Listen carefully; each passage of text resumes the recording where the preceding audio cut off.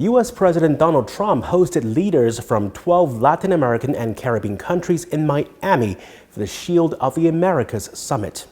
A majority of the guests represent governments that have shown strong alignment with Washington on security and strategic issues. But several of the region's biggest players were missing. Mexico, Brazil, and Colombia, three of the United States' most important economic and strategic partners in Latin America, were notably absent.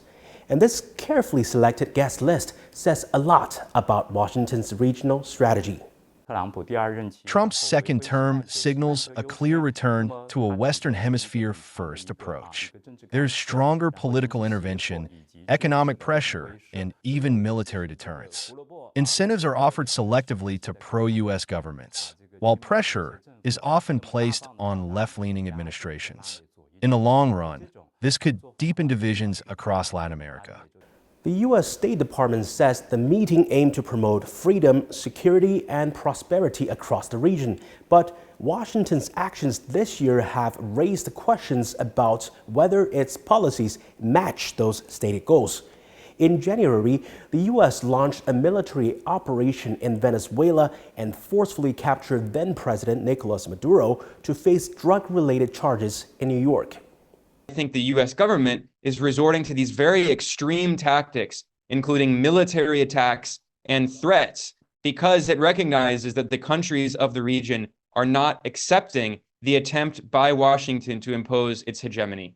Trump also hinted that Cuba could be next. As we achieve a historic transformation in Venezuela, we're also looking forward to the great change that will soon be coming to Cuba. Cuba is in its last moments of life. A great new life, but it's in its last moments of life the way it is. Since returning to office, Trump has slapped steep tariffs on the island nation and threatened duties on goods from countries that export oil to Cuba. Analysts say Washington may gain short-term cooperation from some regional governments, but the long-term picture could be more complicated. In the long run, tensions between the United States and Latin America could intensify, and anti-American sentiment across the region could grow. In some ways, the return of the Monroe Doctrine could actually weaken Washington's dominance in the Western Hemisphere.